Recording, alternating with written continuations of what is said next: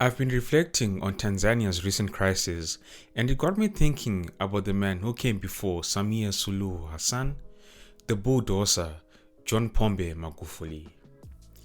Magufuli was a leader who shook up Tanzania, made headlines across Africa, and left a legacy that still shapes Tanzania today. And Magufuli wasted no time showing the country what kind of a leader he would be. For instance, on November 6, 2015, the newly elected president did something unusual. He walked into the Ministry of Finance unannounced. There was no fanfare, no press conference. It was just him checking empty offices and asking questions that left many staff members sweating. In this episode of African Biographics, we cover the story of John Pombe Magufuli, the BullDozer who came and paved the way for Samia Suluhu Hassan. John Pombe Magufuli was born in 1959 in Chato, a quiet district along the shores of Lake Victoria, just 2 years before Tanzania gained independence in 1961. Growing up under Julius Nyerere's rule in a rural village, Magufuli's modest upbringing shaped his worldview and his later drive to serve the Tanzanian public. "I know what it means to be poor," he once told voters during his 2015 presidential campaign. "I will strive to improve people's welfare," Magufuli said. Anyways, education was always a priority. He graduated from Mkawa High School in 1981 and then enrolled at the Mkawa College of Education. By 1985, he had a diploma in education science, focusing on chemistry, mathematics, and education. But he didn't stop there. Magufuli went on to study at the University of Dar es Salaam, earning a Bachelor of Science in Education in 1988 and a Master's in 1994, and then finally a PhD in Chemistry in 2009. What an impressive fellow. He started out his career as a teacher, but he didn't stay in the classroom forever. Magufuli soon traded chalk for chemicals, working as an industrial chemist at the Nyanza Cooperative Union. Politics came calling in 1995 when he was elected a member of parliament for his home district of Chato. During his first term, President Benjamin Mkapa appointed him Deputy Minister of Works. By 2000, Magufuli had risen to full Minister of Works, a role that would define his reputation. Over the many years that followed, he also served as the Minister of Lands and Human Settlement, as well as Minister of Livestock and Fisheries, and then returning to the Works Ministry, serving from 2010 to 2015. Throughout his ministerial career, Magufuli gained a reputation for hard work, and also unusually for someone overseeing massive infrastructure projects, he had a clean record, free from corruption. His ambitious road-building initiatives earned him the nickname the BullDozer.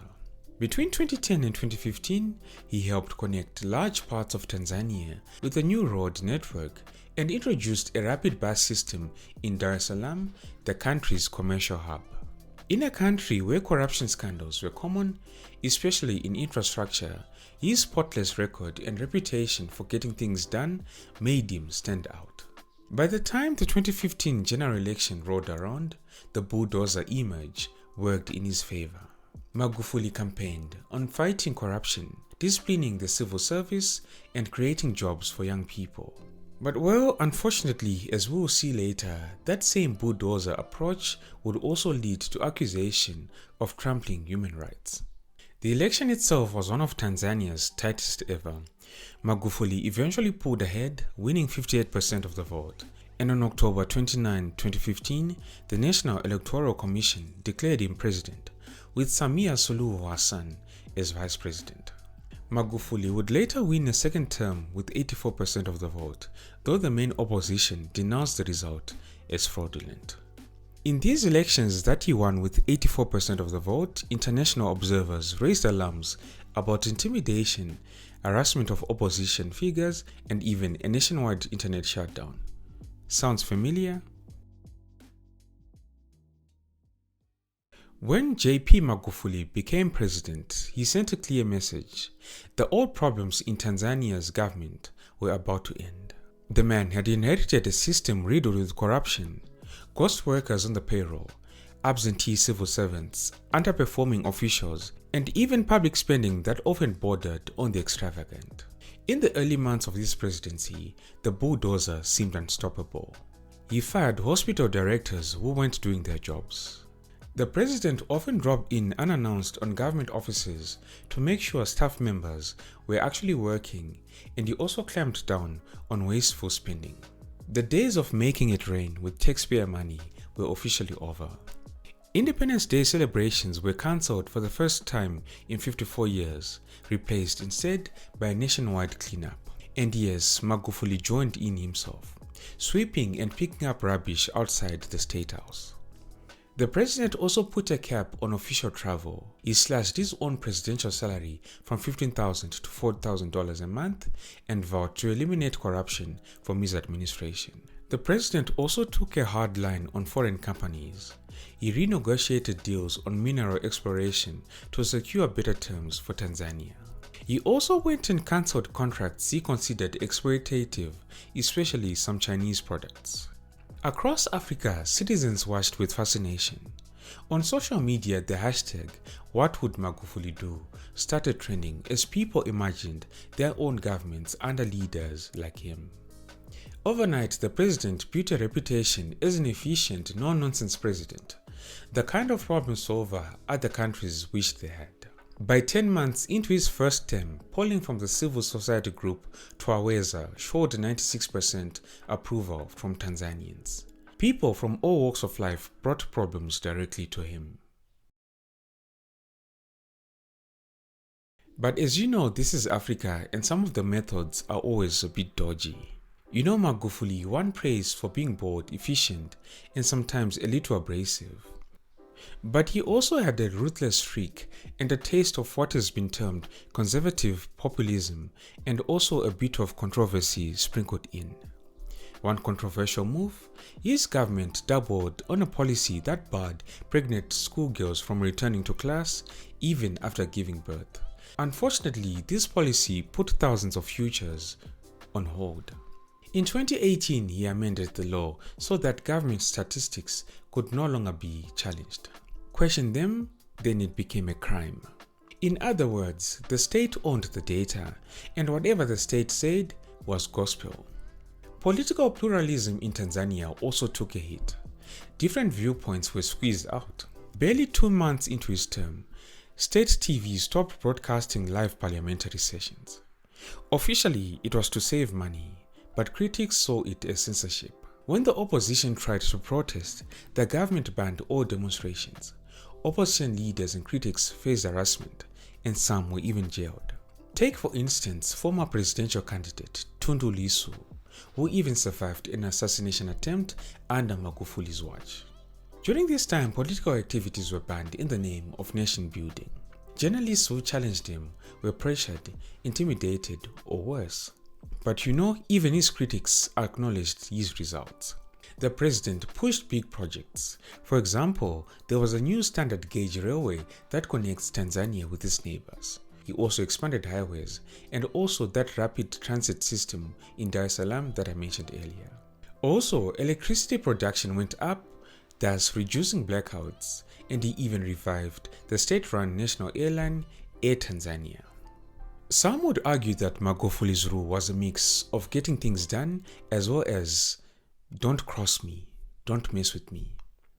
For some, he was a bulldozer they wanted. For others, he was a warning about what happens when power goes unchecked. Now, despite holding a PhD in chemistry, Magufuli dismissed science during the COVID-19 pandemic. He insisted that COVID-19 didn't exist in Tanzania. There were no lockdowns, no social distancing, and public health data stopped being released. In Tanzania, schools and restaurants stayed open, even as people died in hospitals from what was described as pneumonia. Even as deaths rose, the president promoted doubt about the virus, encouraged unproven treatments, mocked masks, and assured citizens that God would protect them. The president opposed closing churches, saying, "Corona is a devil and it cannot survive in the body of Jesus." By May 2020, he declared the virus defeated through national prayer. Magufuli spoke against vaccinations, favoring herbal remedies and steam inhalation. Later, he partially adjusted, urging people to wear masks, but only if they were made in Tanzania. But well, there was a twist to the tale in 2021. In the early part of 2021, the president went for many days without being seen in public. Rumors of illness swirled and speculation grew when reports emerged of an African leader being hospitalized in Nairobi, Kenya. Opposition figures claimed it was him, and police even arrested people for spreading rumors online. And then, on March 17, 2021, Vice President Samia Suluhu announced that JP Magufuli had died at the Emilio Mzena Memorial Hospital. She cited chronic heart issues as the cause. Despite the official explanation, many continued to speculate that COVID-19 had played a role in the death of John Pombe Magufuli.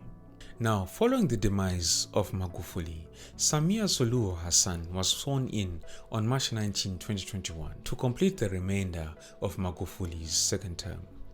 She became Tanzania's first female president and only the second Zanzibari to hold the office. Her rise was historic, but analysts cautioned against seeing it as a complete break from the past. So now, even with Hassan in office, change would not be immediate. Allowing more debate within the ruling party or creating space for opposition activity would still be shaped by Tanzania's long-standing authoritarian structures. So while JP Magufuli built roads and cut ghost workers from the payroll, some might argue that he also left a blueprint that made it easier for future crises. Case in point, the crisis of October 2025 to November 2025, the crisis that Tanzania is currently facing. Hopefully, the country can be able to move past this and be more peaceful going forward. Thank you all for tuning in. This has been Tatenda for African Biographics. Until next time, cheers. Have a good one.